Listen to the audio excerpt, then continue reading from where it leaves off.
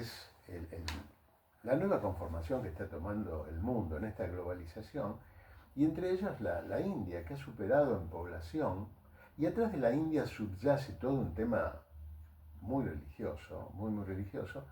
Y yo tengo algunas dudas que me gustaría que vos me ayudes a pensar, sobre todo el hinduismo, y además porque es una religión politeísta, ¿entiendo?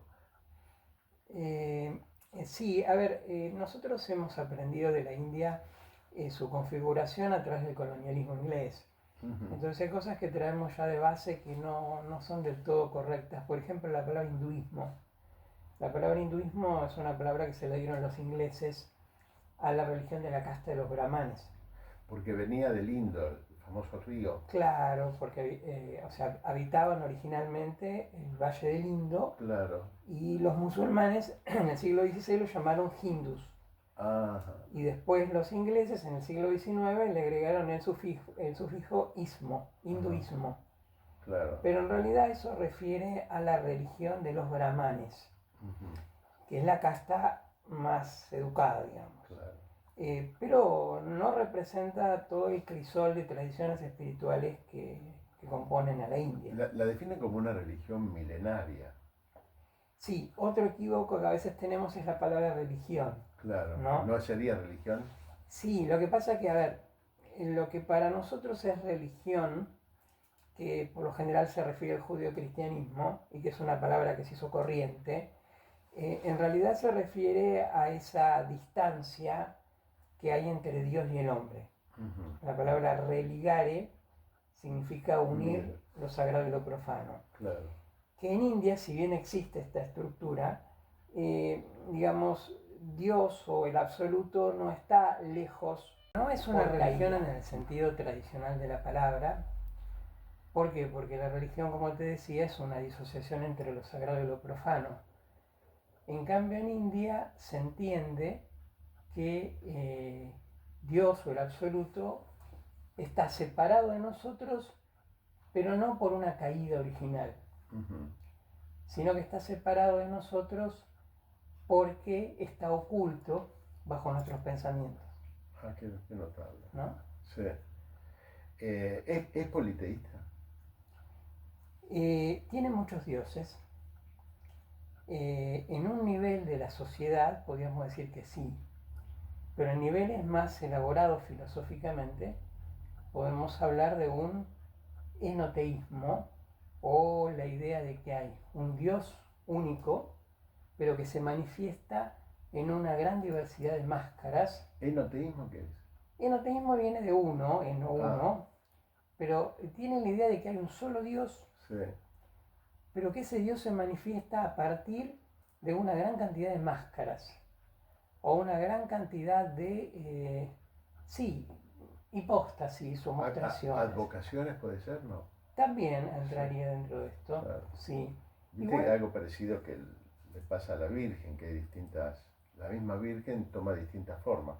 bueno, vos fíjate lo que pasa en el cristianismo católico, eh, no es un monoteísmo puro.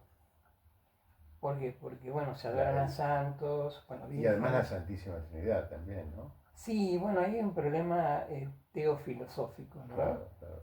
Que es complejo para explicarlo así de Muy manera complejo, fácil. San Agustín se refirió mucho al tema Sí, claro. y, y no ha podido, bueno, es difícil avanzar en eso. ¿Sabes quién lo ha explicado bien? Las religiones ortodoxas. Ajá, Los ortodoxos tienen una teología, los ortodoxos griegos, orientales, tienen una teología que es, o sea, no tuvieron la ilustración que tuvimos acá en la parte católica, pero lo explican muy bien con relación a la sustancia y los atributos y la persona. Pero bueno, no quiero entrar mucho en ese bueno, tema porque es volvamos muy al complejo. hinduismo, Claro, perfecto. Bueno, claro. y además está creciendo. Y ellos, digamos, ¿cuál sería la meta del finalizar con el ciclo de reencarnaciones? ¿Cuál es la meta del hinduismo? Mira, ellos creen que el universo, el cosmos, tiene un momento de creación, un momento de conservación y un momento de disolución. Es decir, Y va a tener un fin. que va a tener un fin. Un fin en el cual se va a hundir en una especie de oscuridad absoluta y luego va a renacer en otro ciclo de creación, conservación y destrucción. O sea, es una secuencia de creaciones y destrucciones casi constantes.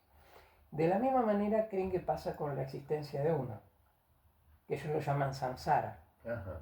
Es decir, que hay una muerte, hay una reencarnación, hay otra vida, otra muerte y así sucesivamente. ¿Puede haber un ciclo de muchas reencarnaciones? Sí, casi puede llegar a ser, no digo infinito, pero sí, muchísimas, infinidades de reencarnaciones, pero la meta final sería escapar un poco de esa rueda, claro, para desaparecer, ¿no? Desaparecer y ¿ellos unirse. creen en el alma? Creen en el Atman, que el Atman es una clase de yo superior, Ajá. que es justamente aquello que pasa de existencia en existencia, ¿no? ¿Cómo se explicaría entonces el aumento de población? Claro, bueno, no, lógicamente... ¿Se reencarnan de otros, por ejemplo, de animales? No sé, estoy... Sí, es buena tu pregunta. El tema es el siguiente, que esto de la reencarnación es un mito. Es un mito que sostiene una doctrina religiosa. Claro. En ningún momento podemos sostener que eso sea verdad. No hay ninguna prueba de eso. No hay ninguna prueba. Claro. A veces nos llegan esas informaciones de gente que viaja hacia reencarnaciones pasadas. ¿Lo habrás escuchado?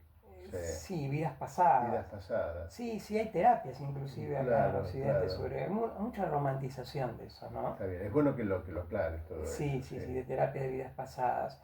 Yo, en lo personal, no adhiero demasiado a eso, pero hay personas que creen, ¿no?, que tuvimos una vida anterior y bueno, es válido como cualquier otra creencia. Vos, en calidad de teólogo, vas analizando y estudiando todas las religiones y comparándolas. Claro. ¿Cuánta gente sigue al hinduismo o al brahmanismo? Mirá, a ver, es difícil saberlo, porque en la India hay una población enorme. Yo creo que 1.300 millones. Enorme. Y hay varias religiones también. Claro, dentro de lo que nosotros englobamos como hinduismo, desde el punto de vista occidental, hay un montón de tradiciones espirituales. Ajá. ¿Por qué? Porque allá tienen la tendencia a divinizar a los maestros. Entonces, cada maestro, cada filósofo, cada pensador, cada líder espiritual termina siendo una divinización, ¿no? Perfecto. Entonces su panteón se hace muy grande, casi inabarcable. Cosas que me vienen a la cabeza cuando hablamos del hinduismo, brahmanismo, es la palabra Veda, que tiene que ver con unos textos muy antiguos. ¿Cómo es eso? Mira, la palabra Veda viene de Vid, sánscrito, que es conocimiento. Ajá. Y cuando los arios entraron en el Valle del Indo, estamos hablando 1500 a.C., hubo un periodo en el cual se compusieron una serie de textos que son los textos védicos, ¿no? La composición de esos textos tenés que ubicarlos entre aproximadamente siglo X a.C. Hasta el siglo II, más o menos, de la Edad Terminante de Cristo, ¿no? Lo que pasa con los textos védicos, que si bien son 4 corpus, que son canciones, porque ellos tienen una relación con lo divino a través del sonido, se relacionan con lo sonoro. Claro. Luego fueron puestos por escrito porque se empezaba a perder ya esa sonoridad del rito, y por eso escriben el Rig Veda, que son canciones, el Samán, recitaciones. ¿En sánscrito todo? Todo en sánscrito, sí. A ver, sí, en sánscrito, que es una lengua muerta, pero utilizan caracteres que son los que conocemos, que son los de Balagari, ¿no? Un dialecto indio. Después, bueno, esos textos se le fueron adosando otros textos, como los textos de los rituales de los brahmanas.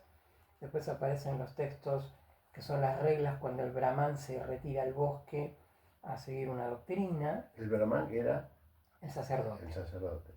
Y después aparecen una serie de interesantes textos que son los Upanishad, que las Upanishads son textos metafísicos donde ya hablan de la relación de nuestra individualidad con la totalidad, ¿no? Digamos, ya entran en una etapa más filosófica. ¿Y cómo es la estructura? ¿Ellos tienen un sacerdote, tienen una liturgia, tienen ritos? A ver, no tienen un sistema piramidal como la iglesia, que tiene un papado y demás. Sí hay brahmanes, que son castas de nacimiento, que tienen, digamos, la obligación o la responsabilidad de estudiar los Vedas, practicar el ritual.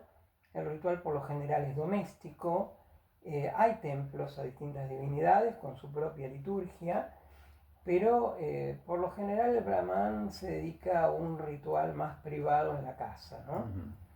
Tiene esa función. Sergi, ¿cómo ves en el futuro esto de religiones que estamos viviendo? Bueno, Europa con el islamismo, contra la Iglesia Católica, contra otras, que has desnaturalizado, si querés, al continente, Sí. y la presencia creciente de la India. Mira, en cuanto a religión, la India no influye demasiado en una posición geopolítica, porque vemos que en la India lo que hay es una religión subsumida a el grupo o al pueblo. No hay no hay una salida de allí. Ahora, no es como el cristianismo, el judaísmo, el islam, que sí tienen una incidencia geopolítica, ¿no? Porque ese proceso de evangelizar, de captar... En India no existe porque se nace. Es como el judío nace. En cambio el budismo, por ejemplo, si bien nació en India, pero es una clase de estructura proselitista, ¿no? Llegado el momento no tiene sacramento, digo, ¿alguien se casaría por el rito? Sí, tienen sacramentos llamados sanskaras, sí. Esos sacramentos son muy complicados, ¿eh? Sí. Por ejemplo, desde que una mujer queda embarazada, hay toda una serie de sacramentos durante el embarazo de la mujer, hay sacramentos de nacimiento, hay sacramentos de la infancia del niño, de la purificación de la mujer, cuando el niño se inicia en el rito, cuando el niño es adolescente. Hay muchos. ¿Y en el mundo se ha extendido el hinduismo? No, a ver, lo que ha sobrevivido es lo que hoy se practica en Occidente como las ideas New Age, el yoga, todo ese tipo de cosas, esas filosofías ¿Pero no es una orientales. deformación del hinduismo eso? Sí, claro, bueno, pero es una adaptación a las necesidades de Occidente.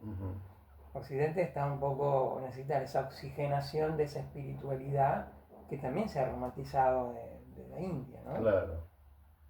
Claro. Es un poco para escapar de un cristianismo más duro, más cerrado, más medieval, y obviamente de estructuras políticas materialistas que no llenan la espiritualidad necesaria del hombre, y por eso las personas van hacia hacia esos lugares, ¿no? Hacia esos espacios. Es un mundo donde la gente se propicia entender lo que está pasando, este nuevo tiempo, ¿no? Algunas apariciones milagrosas del catolicismo hablan de un fin del mundo, ¿no? De un final de los tiempos. Claro. Y es cierto que esta vorágine nos desconcierta muchas veces. Sergio, te quiero agradecer estas charlas que nos das, que son realmente muy, muy ricas.